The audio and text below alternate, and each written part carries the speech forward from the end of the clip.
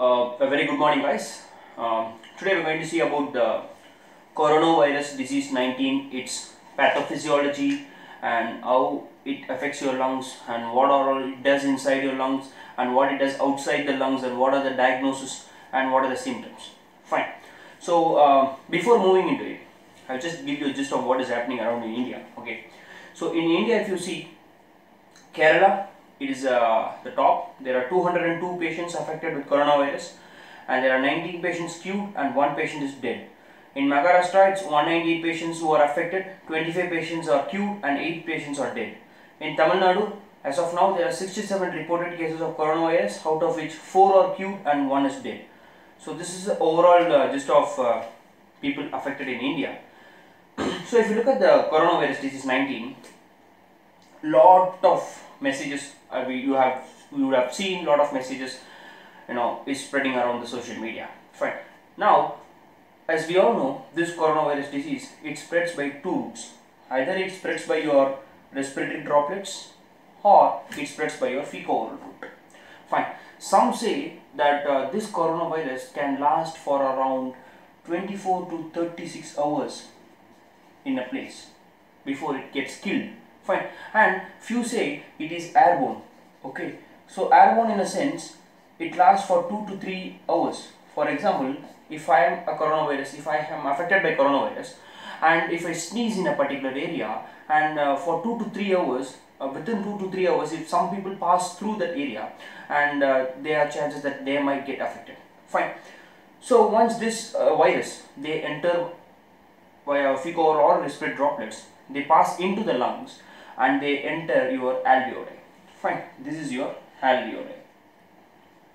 Fine. So inside the alveoli, your alveoli is a very important thing, as we all know, because it is responsible for your exchange of gases. Fine. So once your virus enters your lungs and it enters the alveoli, what happens is you have a lot of cells in your alveoli. Fine. This green cell, they are known as your pneumocytes. Pneumocytes 2, this is the pneumocytes 2 and this is your pneumocyte 1. Fine. Your green color is pneumocytes 2 and your pink color is pneumocytes 1. So pneumocytes 2, if you see, they are basically responsible for your surfactant production. Your surfactant is nothing but it reduces your surface tension so that your lung will not collapse. So your surface tension inside your lungs is reduced, reduced, and so that your lung will not collapse. And your pneumocytes 1, what it does, it is responsible for the exchange of gases. Fine. So this coronavirus, it comes down and it goes and sits in your pneumocyte 2. Fine. Once this coronavirus goes and sits in this pneumocyte 2, I am zooming this pneumocyte 2 here. Fine. This is a pneumocyte. Fine. Your coronavirus, this is your spikes and you have a single stranded RNA. Fine. This is your SS, single stranded RNA. And this orange spike here, this is known as your S spike. Okay. This S spike of this coronavirus, what happens? It goes and sits in your receptor in your pneumocyte, and this receptor is your ACE2 receptor. Fine. This coronavirus, it goes and sits in the ACE receptor, it enters, and upon entering, what it does is it releases its single stranded RNA. Fine. Once this single stranded RNA is released by this coronavirus, it uses the human ribosomes. This is your ribosome, and it uses the human ribosomes. It enters the human ribosomes, and what happens, via a process called translation, it synthesizes numerous polyproteins. Fine. It synthesizes numerous polyproteins. So this RNA, it via translation, it synthesizes numerous polyproteins, and this polyprotein synthesizes numerous virus particles, like you can able to see your spikes, your S spikes and other enzymes, and your nucleocapsid. This pink color is your nucleocapsid. You can able to see nucleocapsid, you can able to see your spikes, you can able to see your enzymes. So this polyprotein is synthesizes lot of virus particles by our enzyme proteinases. Fine. With the help of proteinases, your polyproteins, which are synthesized by the viral RNA, they get converted into numerous virus particles. Okay, fine. With another one important thing you have to note here is this RNA, it also uses a particular enzyme present in your human cell. What is that? That is nothing but it is your RNA dependent RNA polymerase. Fine. This coronavirus single stranded RNA, it uses this RNA dependent RNA polymerase and it synthesizes numerous single stranded RNA. This is interesting, right? So it makes use of our human cell to synthesize its virus particle and its single strand RNA. So with this combined of these two, what happens? Your new virus particle is formed. So in this way, this virus replicates itself. One enters and makes a lot of things via your translation and with the help of your RNA dependent RNA polymerases. And what happens on the other hand, if while these reactions are taking place, this pneumocytes, it releases, it synthesizes your pro-inflammatory cytokines. Fine. So what happens? Your macrophages have been, signals have been sent to the macrophages, and your macrophages, they synthesize your specific cytokines. Fine. So these cytokines are nothing but they are your interleukin 1, interleukin 6, and your tumor necrosis factor alpha. Fine. So the macrophages, they secrete your pro-inflammatory cytokines, which is nothing but your interleukin 1, interleukin 6, tumor necrosis factor, and as a basis of inflammation, these go and they causes your increased vasodilation and increased capillary permeability.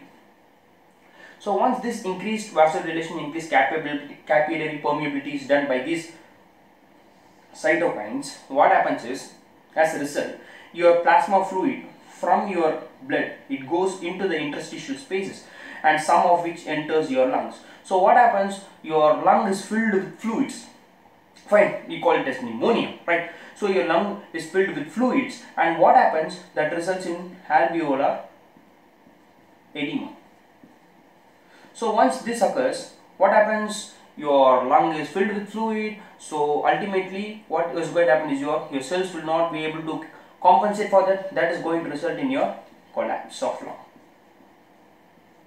collapse of the alveoli. So once this takes place, what it is going to lead is, it is going to result in what is called as your dyspnea. Fine. So your shortness of breath, because you have to increase your load of breathing to compensate for the edema, and at the same time what happens is you have something called as hypoxemia.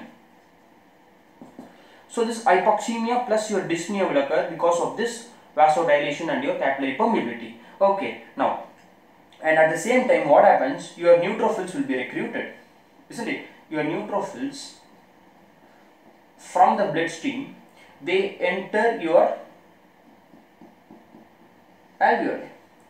Although it kills the virus particle, some amount of virus particle, it also damages our own lung cells. Like it destroys your pneumocytes 1 and pneumocytes 2.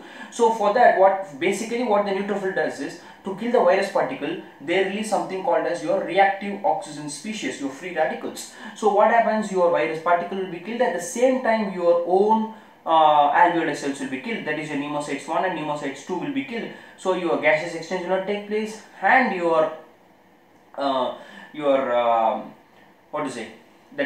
surface tension will not be reduced. Surface tension, it's ultimately going to cause collapse of the lung. Your surfactants is not going to function. Your gaseous exchange is not going to take place. So that is another way of your lung is get collapsed. And another one important thing is, if you can see in the center here, you can able to see your neutrophils. You can able to see the macrophages. You can able to see the your sialo debris of your pneumocytes 1 and pneumocytes 2. All these cells will be clumped here. That we call it as consolidation. Fine. All these you can able to see here in the center here. That is known as consolidation. And this consolidation, what it will do is, it will alter the gaseous exchange. Fine. It will alter the gas exchange. So that is definitely going to result in your hypoxemia. Fine. So you can able to see consolidation, and because of which your gaseous exchange is altered, that is going to result in your hypoxemia. Okay, now what other than that, what it does is, once your interleukin 1, interleukin 6 and human necrosis factor levels are increased, they reaches your brain. Fine, this is your brain, and inside the brain you have something called as your hypothalamus.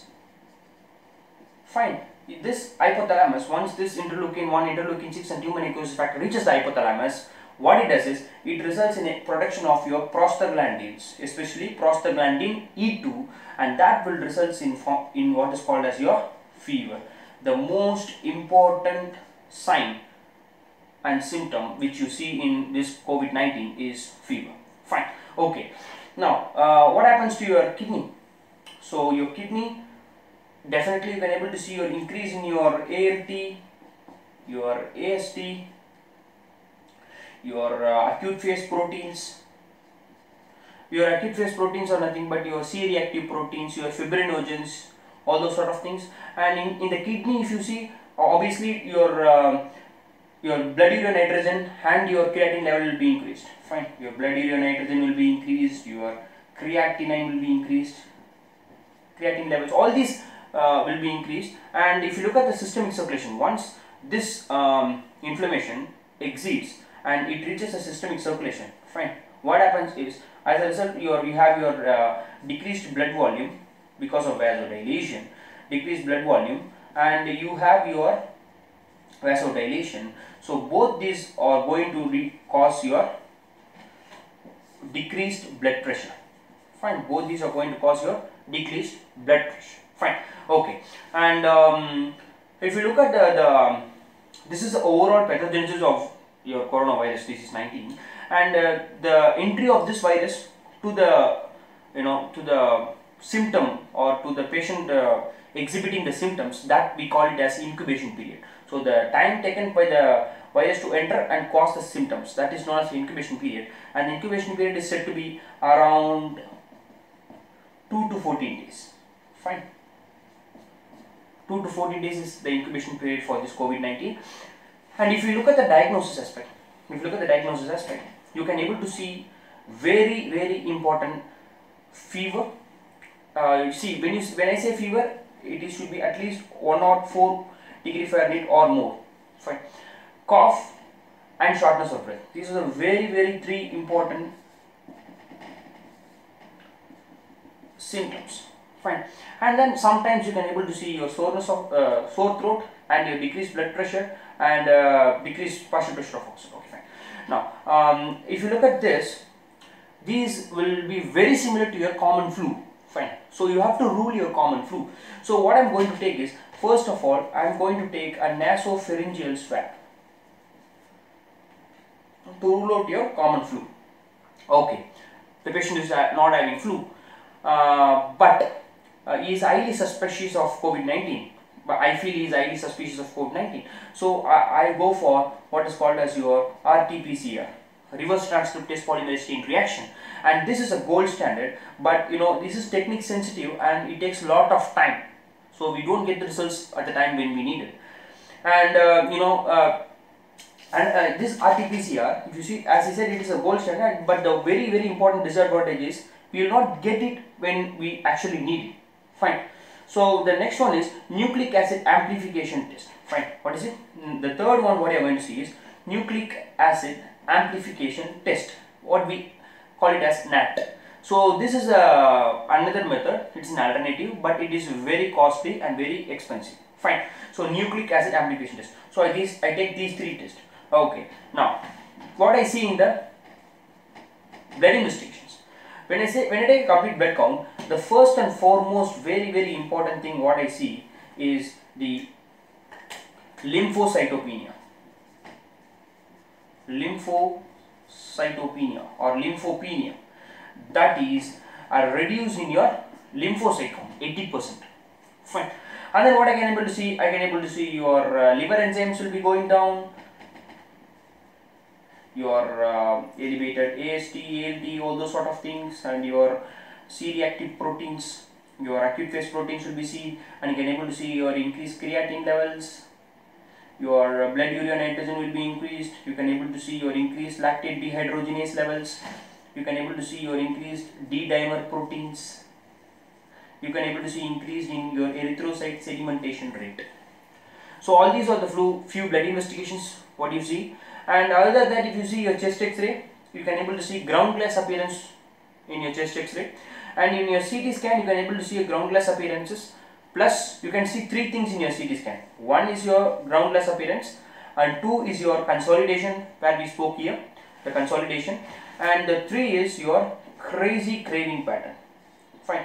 This crazy craving pattern is your ground glass appearance, which is superimposed by your inter and intralobular pleural thickening. Fine. So your ultrasound, you can able to see your pleural thickening. Fine. So this is a overall view of the pathophysiology and the pathogenesis of your COVID-19, the symptoms and your diagnosis. Hope you can get some points out of it. Thank you for watching this video, guys.